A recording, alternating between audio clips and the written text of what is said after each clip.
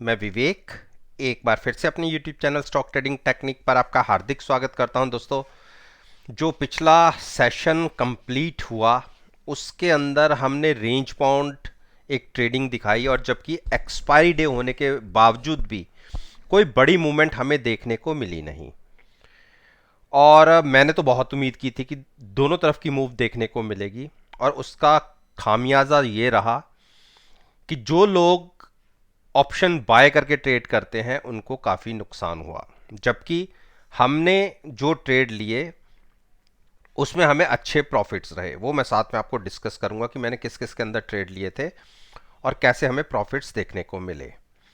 बाकी जिसने मेरी नीचे की वीडियो और पिछली वीडियो नहीं देखी जो थर्सडे के सेशन से रिलेटेड थी, आप वो वीडियो देखकर एक अंदाज़ा लगा सकते हैं कि मेरे रिजल्ट्स कैसे रहे। बाकी साथ साथ में मैं बीच में आपको बताता ही रहूँगा कि मैंने कहा क्या था और कैसे रिजल्ट्स देखने को मिले। इसके साथ साथ मेरे व्हाट्सएप ग्रुप की परफॉर्मेंस को भी मैं आपके साथ डिस्कस करना चाहता हूँ कि हमने तकरीबन 10 ट्रेड्स लिए जिसमें से 7 ट्रेड हमने प्रॉफिट में क्लोज भी कर दिए और उसके अंदर 2 स्टॉक ऐसे थे जिस पर व्यू मेरा 7 से 8 दिन का था। वो बनाए ही ट्रेड 7 से 8 दिन के व्यू को देखते हुए, और एक जरूर ट्रेड जरूर ऐसा रहा HUL का जो हमारी सोच से थोड़ा सा विपरीत चला गया, जिसमें 6 से 7 अभी हमारे अगेंस्ट चल रहा है। तो जिसके अंदर मैंने प्रॉफिट में अपने व्हाट्सएप ग्रुप के अंदर ट्रेड क्लोज किए, उसमें हैवल्स, जिंदल स्टील, निफ्टी के 3 ट्रेड लिए मैंने, तीनों ही प्रॉफिट में गए। मैरिको के अंदर प्रॉफिट हमें रहा, लॉन्ग करके ट्रेड किया। टाटा मोटर्स को लॉन्ग करके ट्रेड किया। LIC हाउसिंग फाइनेंस और महिंद्रा एंड महिंद्रा पर मेरा व्यू अगले 7-8 दिन का है। और एक HUL का ट्रेड लिया था शॉर्ट साइड पर, जिसके अंदर हम 7 से 8 रुपये अगेंस्ट हमारे ट्रेड चल रहा है और सारे के सारे ट्रेड्स मेरे हैचिंग के साथ ही हैं। और जो भी लोग मेरी व्हाट्सएप परफॉर्मेंस को लाइव एनालाइज करना चाहते हैं ड्यूरिंग द मार्केट, वो मेरे साथ व्हाट्सएप ग्रुप के अंदर जुड़ सकते हैं।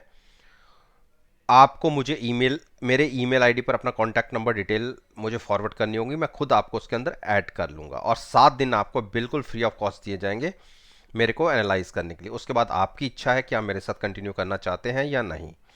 इसके साथ जो मेरे 50 सब्सक्राइबर्स होंगे जो मेरे को कंटिन्यू रखेंगे, उनके लिए लाइफ लॉन्ग एक सर्टेन अमाउंट के ऊपर वो मेरे साथ लाइफ लॉन्ग जुड़ सकते हैं पर मंथ बेसिस के ऊपर। अब बात करते हैं जो नेक्स्ट सेशन 13 तारीख का होगा, 13 सितंबर का, उसके अंदर कैसी पॉसिबिलिटीज देखने को मिल सकती हैं निफ्टी और बैंक निफ्टी के इंडेक्स और कुछ फाइनेंशियल स्टॉक्स के अंदर। तो सबसे पहले निफ्टी फ्यूचर्स के अब चार्ट को देखिए। हमारे यहाँ पे फ्राइडे का हॉलीडे था गणेश चतुर्थी की वजह से, और SGX निफ्टी ट्रेड कर रही थी, तो उसके अंदर एक गिरावट देखने को मिली है। जो SGX निफ्टी क्लोज हुई है वो 350 के 17,367 के आसपास की क्लोजिंग मिली है, बिल्कुल लोअर साइड पर।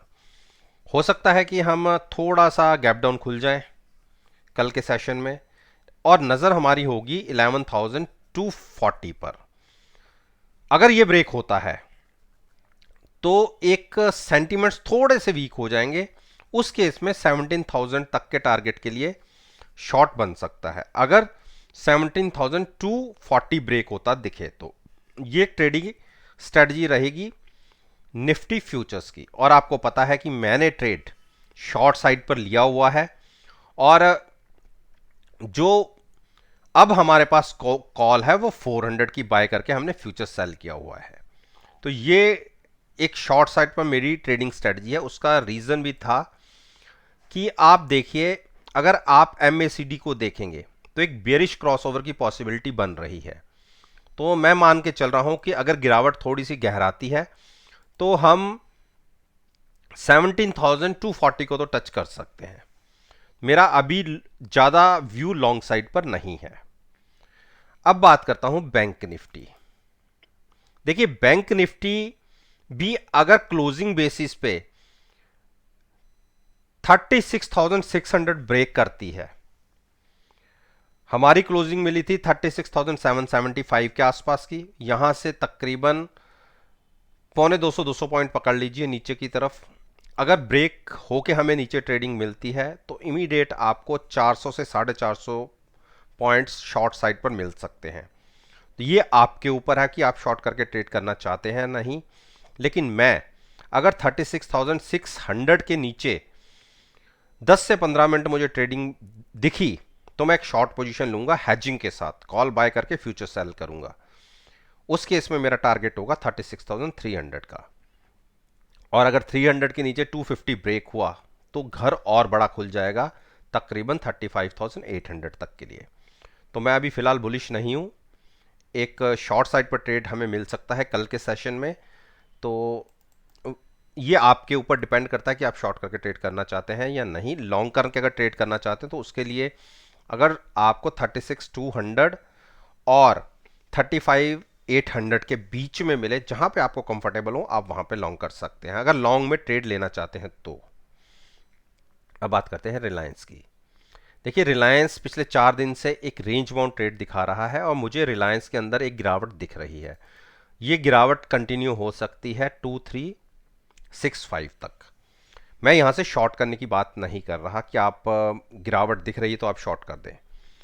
कंफर्मेशन ज़्यादा हमें होगी अगर ये 2365 ब्रेक करके नीचे क्लोजिंग दे देता है। उस केस में 2270 तक के टारगेट दिख सकते हैं।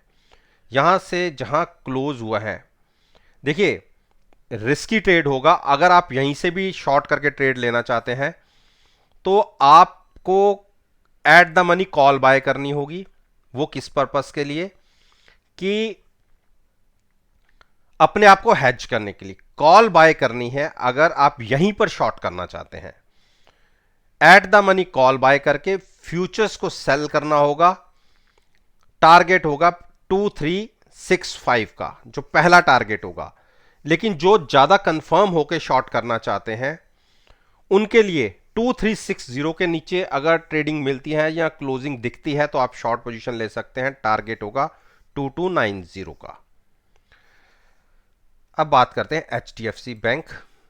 देखिए एचडीएफसी बैंक फिर से घूम फिर के, आप देखिए फिर से 9 दिन की मूविंग एवरेज पर आ गया। अब मैं आपको यहां से बताता हूं कि यहां से 1550 और 1520 का घर खुल जाता है अगर कल हम गैप डाउन खुल जाते हैं तो इमीडिएट टारगेट 1550 और उसके बाद 1520 का होगा।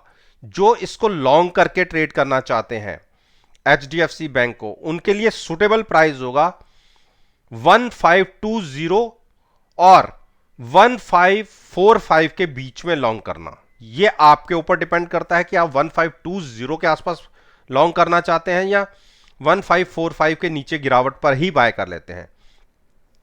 मैं अपने हिसाब से बोलूं तो मेरे को जो टारगेट दिखता है वो 1520 के आसपास, अगर कोई किसको लॉन्ग बनाना चाहता है तो वो प्राइस ठीक रहेगा लॉन्ग साइड पर ट्रेड लेने के लिए। और आपको हाई से तकरीबन स्टॉक 80 पॉइंट्स के आसपास नीचे मिल सकता है अगर कल हम गैप डाउन खुलते हैं तो। इंडस बैंक, देखिए इंडस बैंक ने फिर से गिरावट दिखाई और मैं अपने कई दिनों से आपसे क्या कहता हूं कि आप 990 के आसपास बाय कीजिए और 1020 और 1030 के बीच में जहां पर आपको अच्छा लगे वहां सेल कर दीजिए। लेकिन शॉर्ट करके ट्रेड नहीं करना। फिर गिरावट आए फिर लॉन्ग कीजिए, फिर गिरावट आए फिर लॉन्ग कीजिए और ऊपर जाके एग्जिट कर लीजिए। और ये पिछले तकरीबन 15 से 20 दिन का ये एक प्रोसीजर चला आ रहा है। 990 तक जब तक होल्ड हो रहा है, अगर क्लोजिंग 990 के नीचे मिलती है तो ये स्टॉक वीक हो जाएगा। उस केस में एक गिरावट तकरीबन 960 तक भी हो सकती है। लेकिन क्योंकि बार बार बाउंस लेता है, अगर किसी की इच्छा हो तो 990 पर लॉन्ग कर सकते हैं और साथ में अपनी पोजीशन को हेज करने के लिए एट द मनी पुट को भी बाय करेंगे तो ज्यादा अच्छा रहेगा, आप सिक्योर रहेंगे।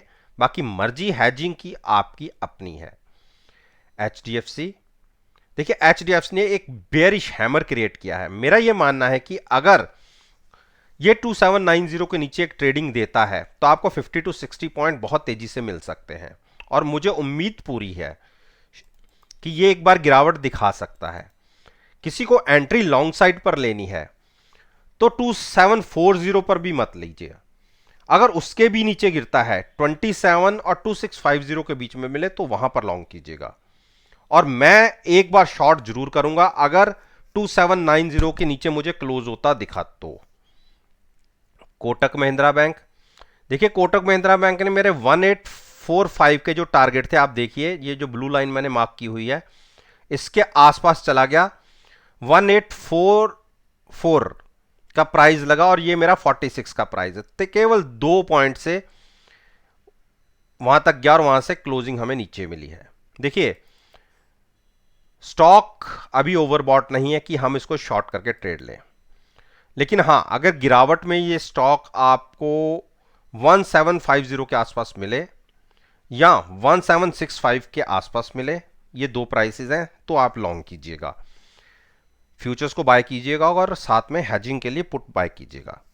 डिप पर बाय करना है हम यहां से शॉर्ट, क्योंकि शॉर्ट का अभी प्राइस नहीं है, अभी ओवरबॉट नहीं है, तो हम यहां से शॉर्ट नहीं कर सकते। अब बात करते हैं आईसीआईसी बैंक। देखिए आईसीआईसी बैंक बहुत क्रूशियल सपोर्ट लिया पिछले 3 दिन से, और जब कोई स्टॉक ऐसे ट्रेड कर रहा होता है तो आप मान के चलिए कि 90% से अबव पॉसिबिलिटी हो जाती है कि आपको एक ब्रेकडाउन दे देगा। तो 717 एक क्रूशियल प्राइस है, अगर इसके नीचे जाता है तो ये स्टॉक पहला टारगेट अचीव कर सकता है 710 का, और उसके बाद 705, और उसके बाद भी जाता है तो 685 तक के टारगेट।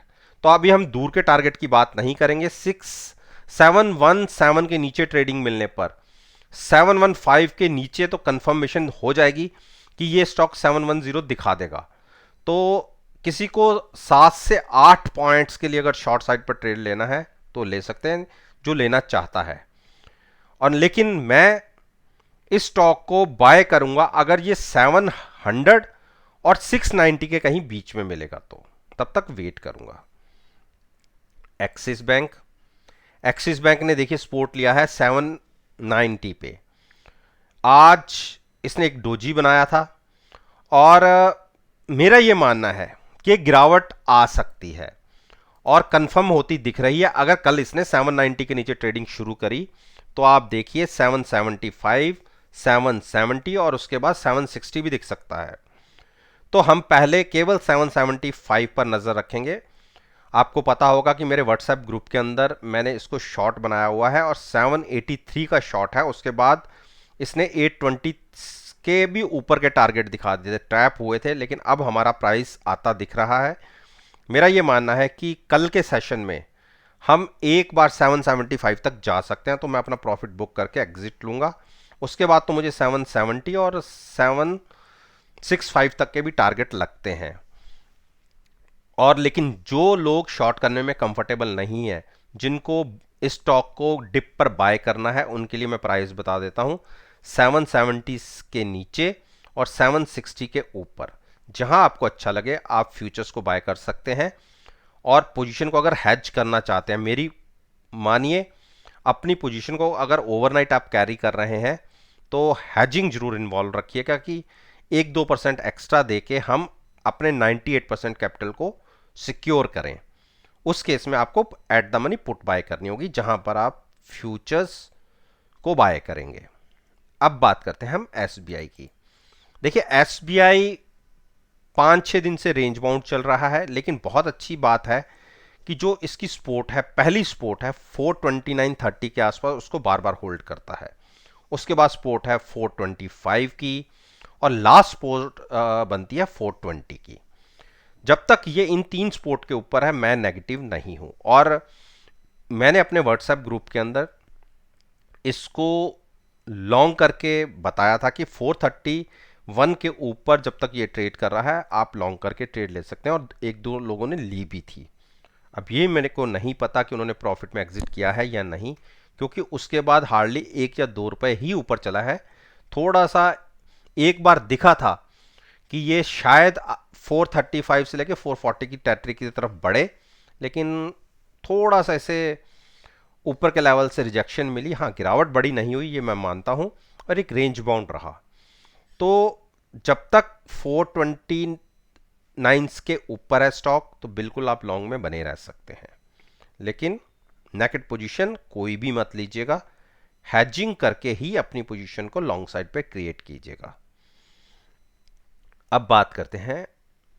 तो दोस्तों, उम्मीद करता हूं कि आपको मेरी ये वीडियो पसंद आई होगी, और अगर पसंद आई है तो आप मेरे चैनल को सब्सक्राइब कीजिए, मेरे साथ जुड़िए, और साथ में बेल आइकन का बटन प्रेस करना मत भूलिएगा ताकि नोटिफिकेशन टाइम से आप तक डिलीवर हो सके।